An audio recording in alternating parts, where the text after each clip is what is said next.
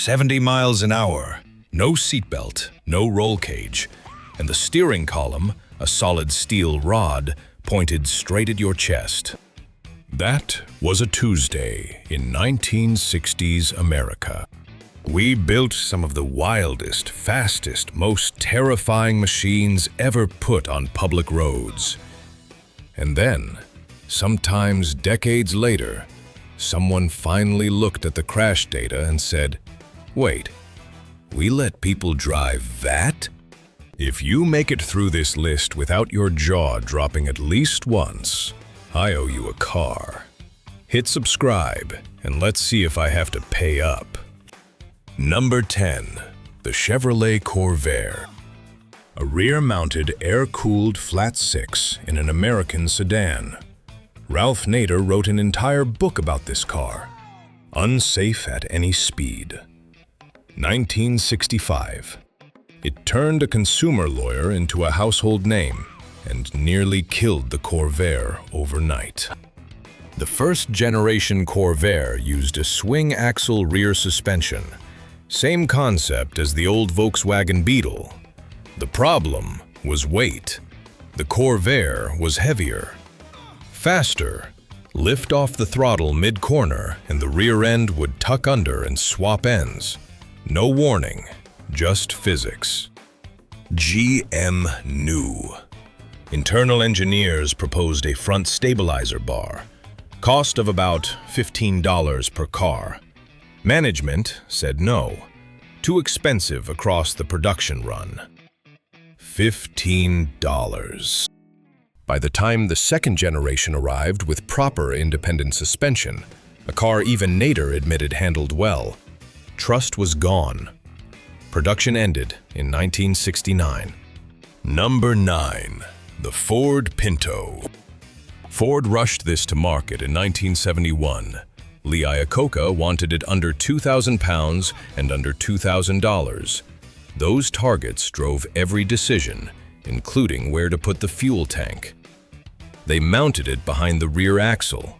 In a rear-end collision, the tank would crush against the differential housing. Fuel would spill. And if there was a spark, Ford's engineers found the problem in pre-production testing. They wrote memos, then someone did the math. The fix, a rubber bladder and a redesigned filler neck, cost about $11 per car. Total recall cost, $137 million. Projected cost of burn deaths, injuries, and burned vehicles, $49.5 million. They chose the cheaper number. That memo leaked. It became Exhibit A in Grimshaw versus Ford Motor Company, 1981.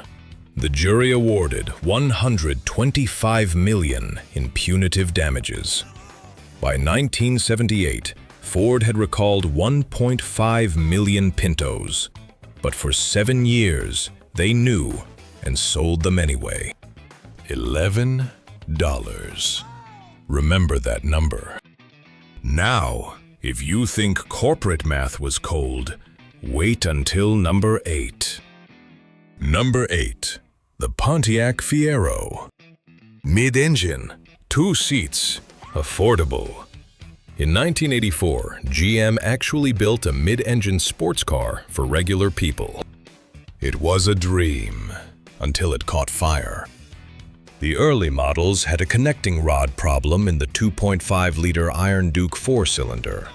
Rods would fail, punch through the block, and dump oil directly onto the exhaust manifold. The engine sat right behind the passenger compartment with no real firewall. Oil hit hot metal. The car burned. Between 1984 and 1988, the NHTSA documented over 260 fires, some while parked, some while driving. The cruel irony? By 1988, GM had sorted the issues and released a V6 version that enthusiasts still love. Handled beautifully, looked right, and GM killed it that same year. The fire reputation was too much. a car named after the Italian word for proud, burning in driveways across America. Number 7. The DeLorean DMC-12. Gull-wing doors, brushed stainless steel, a factory in Northern Ireland. And at the center of it, John Z. DeLorean, the man who reinvented the Pontiac GTO, walked away from a GM vice presidency and bet everything on building his own car. The DMC-12 arrived in 1981. The rear-mounted V6, a Peugeot Renault Volvo unit making 130 horsepower, could not move 2,700 pounds with any authority. 0 to 60 took over 10 seconds. The handling was nose light and tail heavy. The gull-wing doors sometimes wouldn't open in a rollover. But what killed the DeLorean was money. The company hemorrhaged cash. Quality was inconsistent. And then, in October 1982, DeLorean was arrested in a federal drug sting, videotaped with 55 pounds of cocaine he allegedly planned to sell to save the company. He was acquitted. Entrapment. But the company was gone. Only about 9,000 were built. Never formally banned. Abandoned. Left to become a movie prop, a punchline, and somehow one of the most recognized silhouettes in automotive history. 130 horsepower. Gull-wing doors that trapped you. A founder caught on tape with cocaine. You cannot make this up. Number 6. The Dodge Viper RT10. No traction control, no stability control, no anti-lock brakes. An 8.0-liter V10 producing 400 horsepower sent to the rear wheels through a 6-speed manual. The original 1992 Viper did not have exterior door handles, or windows that rolled up, or airbags. Bob Lutz and Roy Schoberg led the team. Carroll Shelby was a consultant. That tells you everything about the philosophy. The V10 made peak torque at 3,600 revolutions per minute. In the wet, those 335-section rear tires would break traction in third gear at highway speed, with no electronic safety net. Insurance companies refused to write policies. Track organizers flagged it. The Viper was never banned, but it existed in a gray zone where legality and survivability had a very complicated relationship. Would you daily drive one in the rain? Be honest. Number 5. The Ford GT40 Road Version. Built to humiliate Ferrari at Le Mans. Won 4 consecutive years, 1966 to 1969. But Ford also made a road-legal Mark III, and a handful of race cars were converted for the street. The GT40 stands 40 inches tall. That's its name. You sit lower than the wheel wells of most pickup trucks. The small block V8 sits behind your head with no sound insulation. At idle, the exhaust vibrates your molars. The Mark III had a detuned 4.7-liter V8, making 306 horsepower in a 2,200-pound car. No power steering, no power brakes in early versions. The pedal box was so tight that large-footed drivers hit 2 pedals at once. Only 31 Mark III road cars were built. The converted race cars with license plates were essentially Le Mans prototypes with headlights. Street legal in the loosest definition. Legal like a knife is legal. Technically fine until you use it wrong. Would you take one into modern traffic? Surrounded by SUVs that literally cannot see you. Number 4. The Shelby Cobra 427. Carroll Shelby took the AC Ace, a lightweight British roadster, and dropped a Ford 427 cubic inch V8 into it. 425 horsepower. 2,350 pounds. That power-to-weight ratio is something modern supercars still struggle to match. 0 to 60 in 4.2 seconds in 1965. No traction control, no ABS, no roof, no roll protection, a tiny wraparound windshield. And over 130 miles per hour, the front end got light. Not theoretically light, measurably, dangerously light. Only 348 street and competition 427 Cobras were built. Today, originals go for $3 to $5 million. Replicas outnumber real ones by 50 to 1. The Cobra was never banned. It didn't need to be.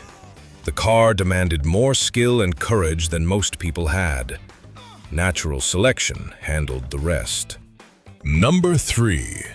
The Vector W8. Gerald Wiegert. Small facility near Los Angeles. Twin-turbocharged, 625 horsepower. Kevlar and carbon fiber body, and a 3-speed automatic transmission borrowed from a GM truck. The W8 looked like a stealth fighter. Flat, angular, aggressive. Nothing else on the road resembled it. Vector claimed 242 miles per hour top speed and 3.9 seconds 0 to 60. These numbers were never independently verified. The only thing anyone could confirm was that it was brutally fast and borderline undrivable. Between 1989 and 1993, only 22 were produced, each hand-built and slightly different. Quality control was inconsistent, electrical problems were common, and 625 horsepower through a 3-speed truck automatic created a driving experience that was, by all accounts, terrifying. Street legal through low-volume exemptions and sheer audacity. Never recalled, never banned, just existing on the edge of what anyone would call a production car. Number 2. The Saleen S7. Steve Saleen built this in 2000 as America's answer to European supercars. The base car had a 7.0-liter Ford V8, making 550 horsepower. The 2005 twin-turbo, 750 horsepower. In 2000, 750 pounds. 0 to 60 in 2.8 seconds. Top speed of 248 miles per hour. At 160, the car generated enough downforce to theoretically drive upside down on a ceiling. That is not marketing. That is aerodynamics. The early S7 had no traction control, no stability management. Visibility was terrible. Throttle response was so immediate, a careless right foot could break the rear tires loose without warning. Insurance was nearly impossible. Several states flagged it for extra inspection before registration. About 80 S7s were built. They remain one of the most dangerous street-legal American cars ever produced. Before number 1, which car surprised you most? Drop it in the comments. And if you've made it this far without subscribing, honestly, what are you waiting for? Number 1. The Chevrolet Corvette C2 Grand Sport. In 1963, Zora Arkus Duntov went rogue. GM had a corporate racing ban imposed by the Automobile Manufacturers Association in 1957. No factory involvement in motorsport. Zora ignored it completely. He built the Grand Sport in secret. A lightweight Corvette designed to destroy the Shelby Cobras at Le Mans. Thinner fiberglass body on a tubular space frame. Target weight, 1,900 pounds. The engine was an aluminum block 377 cubic inch V8, making over 550 horsepower. in 1963. 5 were built. 5. Before upper management found out and shut it down. They ordered the cars destroyed. Zora refused. He quietly arranged for the Grand Sports to be released to private racers, including one to a young driver named Roger Penske. Those 5 cars were never street legal. They were race cars that happened to exist outside a factory that denied building them. No heater, no sound deadening, brakes that were marginal even on a track. On public roads, not dangerous. Physically impossible to operate like a normal car. But those 5 Grand Sports changed everything.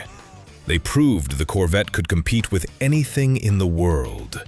A Grand Sport sold at auction in 2009 for over $5 million. 5 cars, built in secret, ordered destroyed, saved by the man who created them. Never meant for the street. That is the most dangerous American car ever built. Not because of a fuel tank or a swing axle, but because it was a race car disguised as a secret, built by a man who refused to follow the rules. So here is my question. If you could drive any one of these 10, knowing everything you now know, which one? Drop your answer. Share this with someone who needs to see it. I will see you in the next one.